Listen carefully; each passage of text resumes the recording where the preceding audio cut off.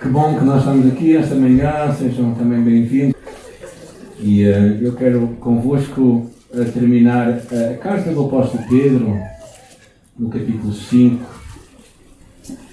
E eu estive a tentar até à última da hora ver qual o título que eu daria a esta mensagem, e acho que fui para este, que é Até àquele dia, que era basicamente a grande perspectiva de Pedro, não é? O apóstolo Pedro, discípulo de Jesus, que escreveu para cristãos que estavam espalhados por todo o mundo, cristãos que estavam a ser perseguidos por causa da sua fé, como hoje ainda acontece em muitos lados do mundo. Hoje pessoas são mortas por crerem em Jesus. E ele escreveu a estas pessoas e lembrou-lhes que, na verdade, a vida deles era passageira e todos eles eram estrangeiros e forasteiros. Se eu perguntar aqui quem é estrangeiro, quem é estrangeiro? Eu sou estrangeiro. Todos nós somos estrangeiros porque estamos aqui de passagem. De certa medida, não é? E esta é a visão do apóstolo Pedro, não é? Que aqui não é o nosso lar final, aqui é simplesmente um lugar de passagem. E então ele escreve para aquelas pessoas para nos lembrar disto, que até as tribulações que nós temos são leves e momentâneas. Toda a gente sabe que nós não pensamos assim, não é? Quando é uma tribulação, nem que seja uma dor de um dedo, nós pensamos que o mundo vai terminar. Mas, na verdade, era leve e temporária. Então o capítulo 5, que é o último capítulo, Pedro dá alguns conselhos finais que eu acho muito interessantes, dirigidos a várias pessoas, não é? E primeiro começa a falar para os presbíteros responsáveis da igreja. Ele começa a dizer assim: rogo, pois, aos presbíteros que há entre vós, eu acho que tem aqui, sim, que eu que sou presbítero com eles, testemunha dos sofrimentos de Cristo e participante da glória que será revelada. Pastoreai o rebanho de Deus que está entre vós, cuidando dele, não por obrigação, mas espontaneamente segundo a vontade de Deus. Nem por interesse em ganho ilícito, mas de boa vontade. Nem como dominadores dos que vos foram confiados, mas seguindo de exemplo ao rebanho. E quando o Supremo Pastor se manifestar, falando de Jesus, recebereis a impossível coroa de glória. Oremos. O Senhor fala connosco, a cada um de nós, tem certamente, eu creio, uma palavra para a nossa vida. E a minha oração é que tu a tornes real, e o teu Espírito a cele em nosso coração, para que nós agarremos, Senhor, e realmente queiramos ouvir de Ti, em nome de Jesus. Então esta primeira parte deste capítulo 5 é uma carta, eu vou passar muito rapidamente, uma parte escrita para os presbíteros da igreja, que o apóstolo Pedro fala. É muito interessante, é muito singelo a forma como ele se dirige, ele identifica-se com eles também, ainda que ele no princípio, no capítulo 1, ele se apresenta como o apóstolo, como alguém que estava com supervisão, mesmo assim ele fala que a função dele final é estar ao lado também daqueles que estavam a pastorear a igreja.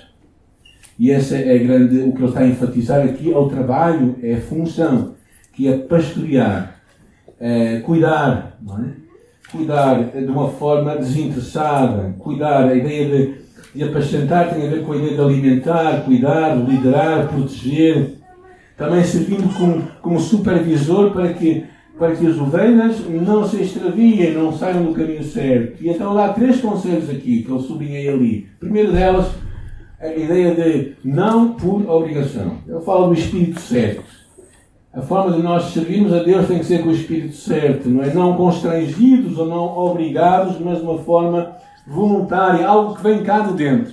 O segundo aspecto que ele refere aqui tem a ver com termos a motivação certa, não é? Isto não é um emprego, não é para ganhar dinheiro, não é para fazer carreira, não é? As pessoas às vezes não podem ver o ministério como uma forma da pessoa ganhar dinheiro ou influência sobre o outro. Então, a motivação certa tem que ser realmente de boa vontade. Ele fala mesmo isso. Ou seja, alguém que serve de coração. Eu acho que este é um ponto muito atual hoje, não é? Alguém que se chama pastor ou presbítero tem que ter em atenção que o cuidado primário dele não é tirar vantagem. O primeiro cuidado dele é dar-se a ele mesmo, não é? E hoje, claro, ouvimos informações e ouvimos a televisão, ouvimos pessoas que, em vez de servirem, querem ser servidos. Em vez de amarem, querem ser bajulados. Não é? Infelizmente, há muitas pessoas que se intitulam qualquer coisa e, em vez de honrarem o nome que têm e o Cristo que dizem servir, fazem desonra para Ele. É triste, não é? Todas as semanas, quase, nós somos fustigados com estas informações que vende, não é? Quanto mais mal te fala, mais as pessoas gostam. Não há nenhum jornal de boas notícias, não é? O jornal todo é só de mais notícias, não é? Não sei se vocês já perceberam isso. Mas, infelizmente e tristemente, há muitos que não fazem de uma forma correta. E também fala aqui a maneira certa, não é como ditador, não é como mando, eu falo, e tem que fazer assim, mas como alguém que é modelo, alguém que pela sua força quer servir os outros. O seu caráter é um caráter que tem como modelo Jesus. Ou seja, a natureza humana tal, que para muita gente também o prestígio e o poder são mais atrativos, às vezes até do que o próprio dinheiro. Então muita gente quer ter a responsabilidade, não pelo privilégio de servir, mas pelo achar que vai ser servido. Claro que Jesus, mais à frente nós vamos falar acerca disso, Jesus desmonta tudo isto, quando ele no meio da última ceia, não é? Da última ceia, e ele começam a discutir quem é que ia lavar os pés, porque era um costume daquela altura, o cego mais simples, iria fazer isso numa casa, e ninguém, claro, achava-se menor do que os outros. E Jesus tirando, não é? Arregaçando as mangas, dizíamos nós assim hoje, não é? Agarrando também as suas roupas, que eram largas, começou a lavar os pés aos seus discípulos, dizendo que maior é aquele que serve do que aquele que quer ser servido. O líder tem que entender que a sua maior missão é o serviço. E também é interessante que ele remata o tema de uma forma interessantíssima. Versículo 4. Alguém pode ler? Ora, logo que o Supremo Pastor se manifestar, recebereis em mercê o estilo e coroa da glória. Eu falo, que vocês podem ser pastor, mas o Supremo Pastor, que é Cristo, Jesus Cristo, quando Ele se manifestar, então vai reconhecer aqueles que fizeram um bom serviço e vai-lhes dar uma coroa que não perde o brilho, esta ideia imarcessível, aquela que não perde o valor, que não perde o brilho. Vocês vão receber uma recompensa incorruptível, eterna. Claro, contrastando nesta altura também com aquelas recompensas que havia dos jogos gregos, que hoje vai dar os Jogos Olímpicos, não é? Mas que as pessoas também recebiam coroas que colocavam na sua cabeça, mas que com o tempo elas murchavam.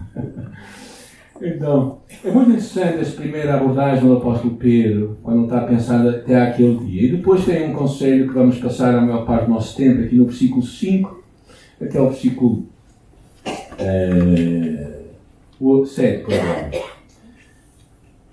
Diz assim então: do mesmo modo, vós, os mais jovens, sujeitados aos presbíteros, falando de pessoas mais velhas também, quase todos eles eram mais velhos, tendo todos vós uma disposição humilde uns para com os outros, porque Deus se opõe aos arrogantes, mas dá graça aos humildes. Portanto, humilhai-vos sobre a poderosa mão de Deus, para que Ele, a seu tempo, vos exalte, lançando sobre Ele toda a vossa ansiedade, porque Ele tem cuidado de nós. Primeiro dá um toquezinho aos mais jovens, não é? E é interessante que numa cultura daquela altura, onde o respeito aos mais velhos era muito mais natural, penso que hoje ainda mais esta palavra tem uma voz a dar para nós. A ideia dos mais novos respeitarem os mais velhos. É um desafio grande ainda para os nossos dias.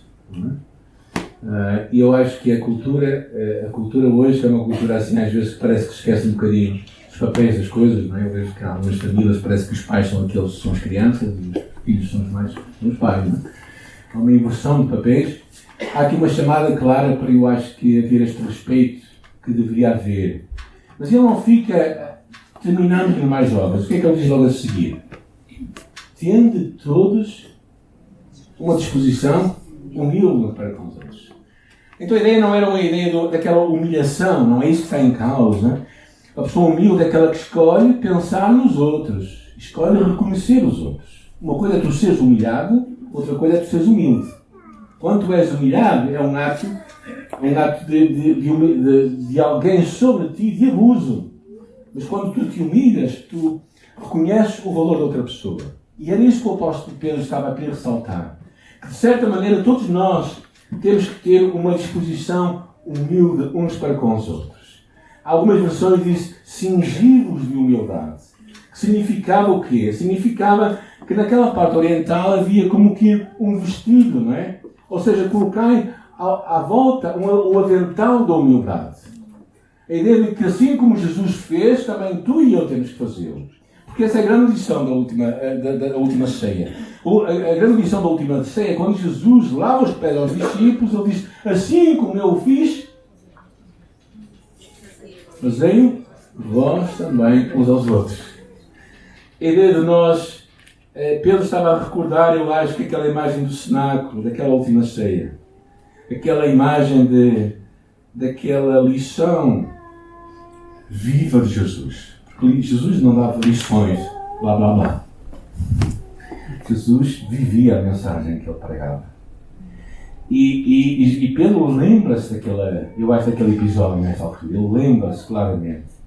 Ele lembra-se da importância para que nós realmente nos preparemos para a vinda de Jesus. Nós precisamos de ter uma atitude humilde.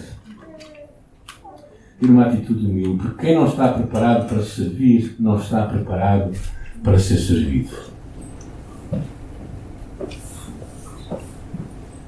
E ele liga uma coisa curiosa, que é a questão da humildade com a questão do orgulho ou da soberba. Porque Deus resiste aos soberbos, aos orgulhosos. Ele liga aqui porque, mas aos humildes dá a sua graça. Ele faz esta ligação interessante, porque o orgulho é alguém que só pensa em si, enquanto que a humildade é aquele que pensa nos outros. Dizem que no inferno também haverá um grande banquete, até maior do que no céu. Mas a cada um vai ser entregue uma colher assim deste tamanho. E sabe o que é que vai acontecer? Todos vão morrer de fome, porque ninguém quer servir o outro. Às vezes nós pensamos que esse é o problema muitas vezes, quando nós pensamos na fé, a ideia de que Deus nos chama a nós para sermos humildes diante dos outros e não sermos orgulhosos, não deixar que um espírito de orgulho, que é muito fácil de ter, muito fácil, nós pensar que somos melhores que os outros. Porquê que somos melhores que os outros? Temos mais dinheiro? Sabemos mais do que eles? O que é que nos leva a pensar nisso? E Jesus desfaz tudo isso naquele episódio, não é? Da importância de nós estarmos debaixo, diz aqui, da potente mão de Deus, para que o seu templo nos exalte. É uma imagem muito interessante, não é? Humilhar-nos, pois, debaixo da potente mão de Deus. A mão poderosa de Deus era uma imagem muito do Velho Testamento. A imagem daquele Deus que estava a guiar o povo pelo deserto. Aquele Deus que tirou o povo do Egito com a sua mão forte. Diz Moisés, em Êxodo capítulo 13, 9, diz, com mão forte o Senhor te tirou do Egito. A ideia de que este é um Deus que é grande e forte. E nós podemos ficar humildemente debaixo da sua mão. Eu acho que é muito interessante isto. Não é? A Bíblia fala muito deste tema da questão da humildade, de nós confiarmos em Deus. Quando Jesus fala aos seus discípulos, diz, não temas, ó pequeno rebanho, porque o vosso Pai agradou dar-vos o reino. E tem de estarmos, não temermos, não termos medo, porque Deus, com Deus nós temos a maioria, estamos na maioria, e somos mais fortes. Tiago capítulo 4 diz, humilhai-vos perante o Senhor e Ele vos exaltará. Deus é aquele que levanta a nossa cabeça. Nós podemos ficar humildes debaixo da mão de Deus e saber que Ele não nos vai humilhar ou destruir. Mas a humildade perante Deus é o princípio da cura para a nossa vida. é o princípio de nós darmos, às vezes, uma mudança na nossa vida radical. Mas quando deixamos que o orgulho tome conta de nós, então nós ficamos com um problema. John Bunyan, um homem que escreveu, deixou-nos um livro muito famoso, que é O Peregrino, talvez era um dos livros mais traduzidos no mundo durante muito tempo. Ele conta uma dada altura em que ele pregava muito bem, e uma vez ao descer do púlpito, alguns amigos dele vieram logo ter com ele para o poderem elogiar, e ele disse assim: não me digam nada, antes que vocês falassem, o diabo já me disse ao ouvido, enquanto eu estava no púlpito. Ou seja, ele sabia que às vezes ser reconhecido poderia ser uma forma de criar o seu orgulho, levantar o seu orgulho. É interessante este pensamento, não é? Porque o orgulho toma muito facilmente conta de nós. O espírito orgulhoso é a pessoa que não quer dar ouvidos ao outro, nem reconhecer a outra pessoa, o que a outra pessoa diz. E todos nós, se eu perguntasse quem nunca foi orgulhoso, eu acho que era melhor não responderem, porque realmente mostravam o vosso orgulho. Todos nós passamos momentos destes. Não é só passar momentos, o problema é como nós ficamos nesses momentos, mostramos pessoas orgulhosas. É interessante que no Talmud, que é uma coletânea de livros judaicos, há uma história que conta acerca disto. Porque ele não termina aqui, ele diz: humilhai-vos, portanto, sobre a mão de Deus, para que o tempo oportuno ele os exalte. Esperamos o tempo de Deus, o Kairos de Deus, o momento em que Deus nos vai levantar. Ele depois levanta um outro tema que é interessante, que é o versículo 7. Lançando sobre ele toda a vossa ansiedade, porque ele tem cuidado de vós. Esta ideia de lançar é uma ideia de atirar. No grego tem a ideia de atirar com força. É como se tivesse um fardo que estavas a carregar e o atiravas para outra pessoa. E esta imagem faz-me também lembrar este homem chamado John Bunyan, no seu livro Peregrino, quando ele tem um encontro com Cristo, o seu fardo cai aos pés da cruz. E ele larga ali o seu fardo. Ele atira aquilo. Percebe como este é o grande desafio para ti e para mim, nos dias em que nós vivemos. Não é? Nesta questão da ansiedade que torna-se uma doença dos nossos dias, do nosso século, de uma sociedade que aparentemente tem tudo, menos saúde mental, às vezes, ou saúde emocional. Essa ansiedade, que é aquela inquietação ou apreensão dolorosa ou perturbadora que vem de uma preocupação inadequada sobre algo incerto. Ou seja, a ansiedade é aquela ideia de que pode acontecer, não é? Pode acontecer que eu saia e caia, e uma gaivota cai em cima de mim, não é? Pode acontecer.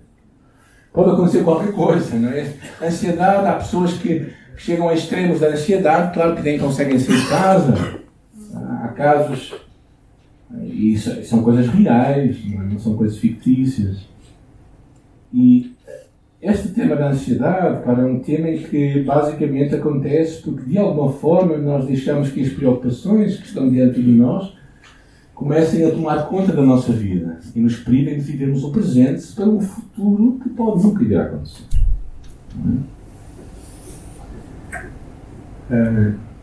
E a ideia que aqui fala é que o cristão, o Filho de Deus, aquele que conhece Jesus, pode lançar sobre ele, atirar sobre ele toda a sua ansiedade. Porquê? Porquê? Porque Ele tem cuidado de nós. Quem é Ele? Deus tem cuidado de nós. O Deus do universo. Não é? Em alguns lugares diriam o Deus, o ser que faz as estrelas se... Deus tem poder para tudo. Não é? Então, é interessante, a Bíblia fala muito acerca disso. O salmista diz: busquei o Senhor e Ele me respondeu, livrou-me de todos os meus medos. O segredo não é fingir que não tens medo. O segredo é buscar a Deus. E reconhecer que tens medo. Deus só te livra daquilo que tu sabes que tens. E Jesus, falando aos seus discípulos, diz: não andeis ansiosos por coisa alguma.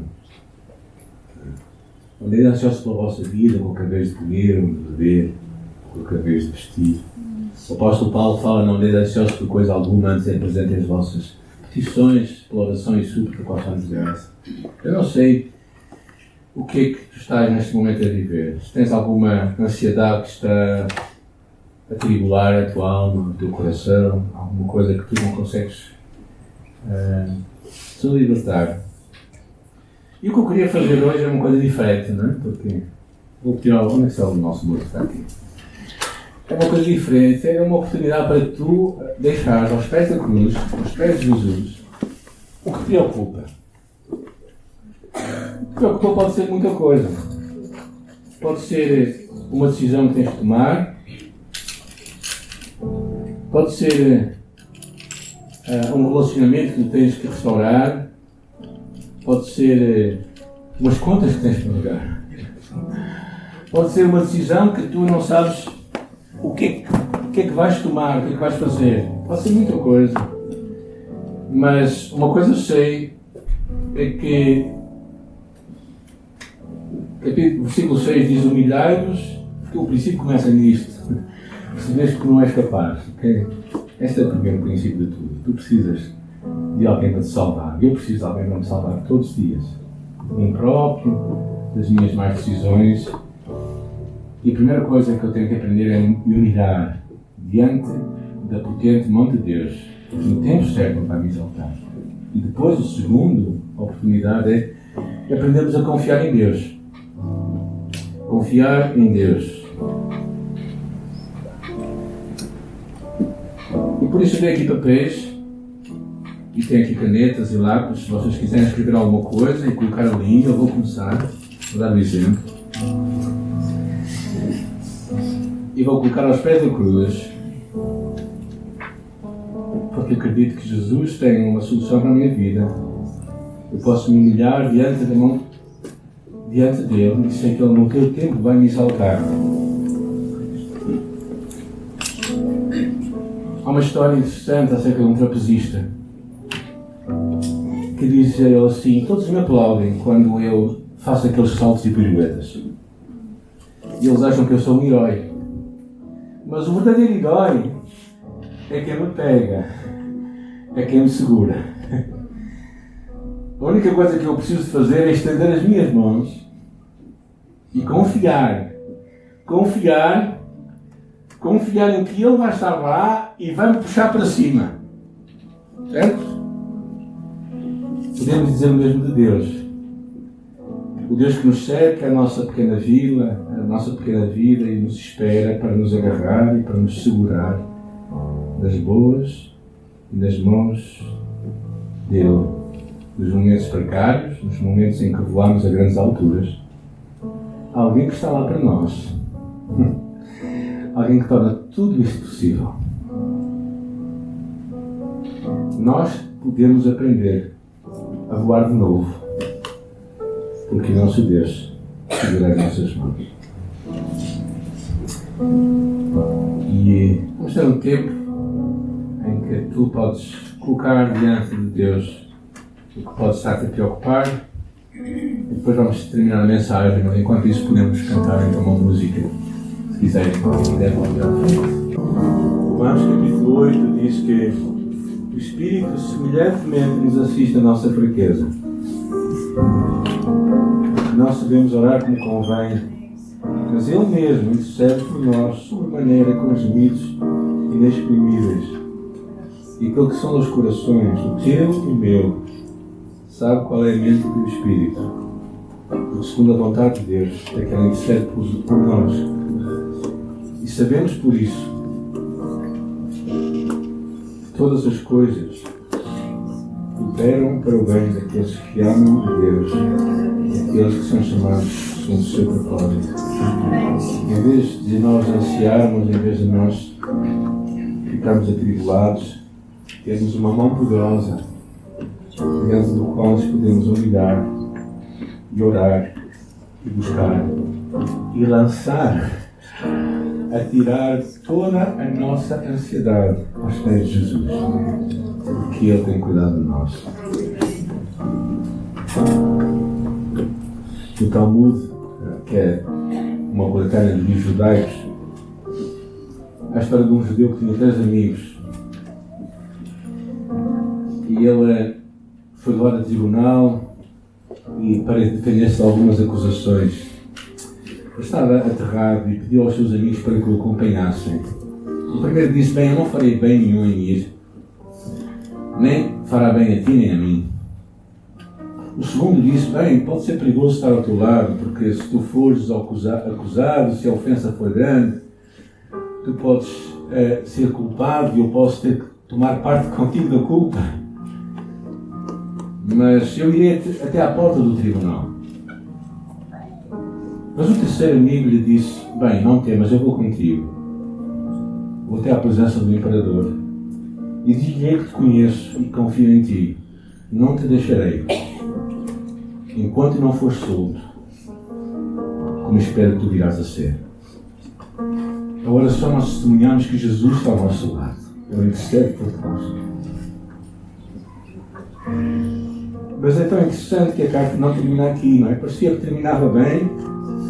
A carta tem uma advertência para ti e para mim. Eu acho interessante a palavra do apóstolo Pedro, até aquele dia, não é? Ele diz: ser humilde e confia.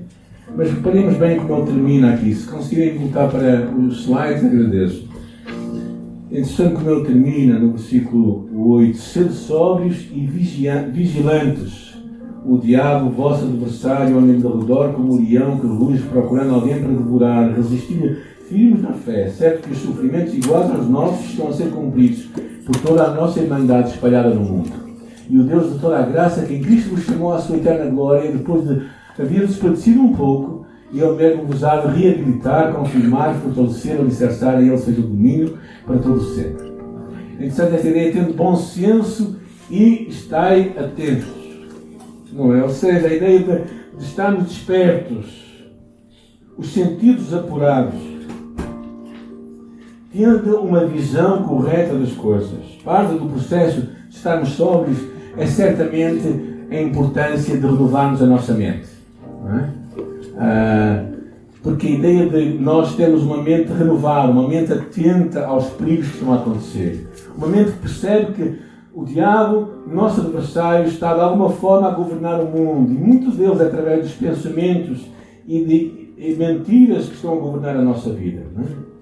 Vivemos num mundo em que precisamos de lembrar Filipenses capítulo 4, que tudo o que é verdadeiro, honesto e justo, seja isso que ocupe o vosso pensamento. O que é que está a ocupar o teu pensamento hoje? São pensamentos ansiosos, o que tu vais escolher é a ansiedade. São pensamentos de preocupação, o que vais escolher é preocupação. São pensamentos de confiança, o que vais escolher é confiança em Deus e o descanso em Deus.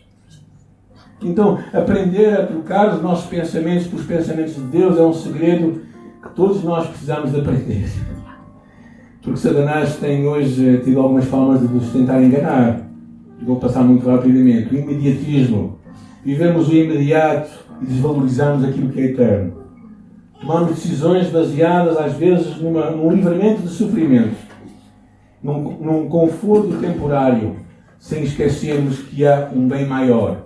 Como, por exemplo, a criança está a chorar e deixamos que ela faça sempre o que quer. Isso é o imediatismo, não é? Primeira aula. Ou seja, às vezes nós precisamos de pensar, não é? Que temos que pensar no bem do nosso filho, o que queremos que ele faça, não é? Que é melhor para ele.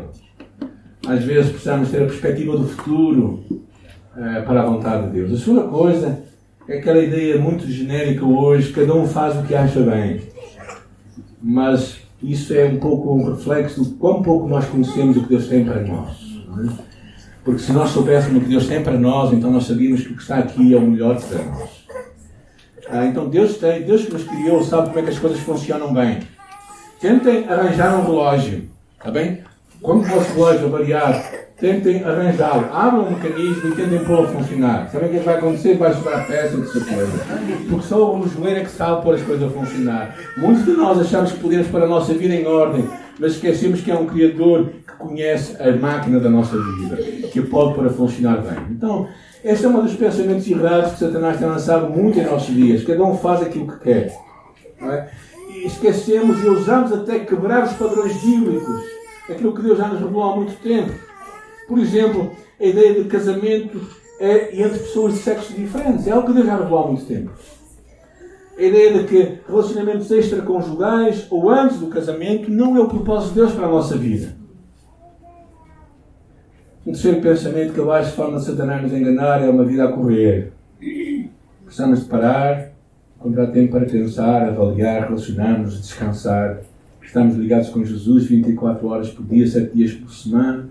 Temos disciplinas espirituais que praticamos, valorizamos os relacionamentos que temos à nossa volta. Quarto, o ter e o parecer é mais importante do que o ser. Uma sociedade em que pessoas exibem o que têm e escondem o que são. Infelizmente, isso também, às vezes, é a agenda de muitos cristãos e de algumas igrejas. Tentamos aparentar coisas que nós não somos. Um dos nossos valores é uma fé autêntica. Uma fé também que diz quando nós deixamos de a ter ou passamos a ter dúvidas e dificuldades. Uma fé que não tem medo de admitir que temos pouca fé. Como aquele homem foi ter com Jesus: Senhor, ajuda a minha falta de fé. E Jesus o reconhecer e valorizar. Então, precisamos de perceber que nós precisamos de mudar o nosso software aqui. Quando nós conhecemos Jesus Cristo, o nosso hardware muda. Nós somos novas criaturas, as coisas velhas já passaram. Mas a nossa forma de pensar não mudou. Não muda assim. Temos que pôr programas. O programa novo é aqui a palavra de Deus. Deixamos que ela corra na nossa mente, renova a nossa mente. E por isso temos que vigiar isso aqui. Porquê? Porque temos um adversário que é na nossa volta. Temos alguém que pôs uma ação judicial contra nós. Satanás, o acusador, o caluniador, o difamador. Mas Jesus Cristo é o nosso advogado, disse a carta. Mas não podemos esquecer de vigiar, de estarmos atentos. Não podemos descansar simplesmente e deixar de estar atentos. Então é interessante estas duas imagens de sermos humildes e confiantes e de sermos vigilantes e resistirmos firmes na fé. Um famoso militar inglês chamado Cromwell disse às suas tropas: confiem em Deus e mantenham seca a pólvora. Ou seja, nós não podemos estar a viver uma vida somente na dimensão espiritual. Nós temos que fazer coisas que Deus nos põe para fazer. Deus não vai fazer isso por nós, não é? E então ele fala resistir firmes da fé. Resistir firmes. Sujeitai-vos a Deus, resistir ao diabo e ele fugirá de vós. Esta é uma ideia muito interessante. Não é? Vigiar, resistir firmes na fé. E ele termina de uma forma muito interessante, muito bonita. Termina, quer dizer, este parágrafo, porque ele depois nem continua, nós não vamos continuar. Diz assim: e o Deus de toda a graça, que em Cristo vos chamou à sua eterna glória, depois de vos haveres sofrido um pouco. Esta é a parte que nós não queremos ouvir hoje.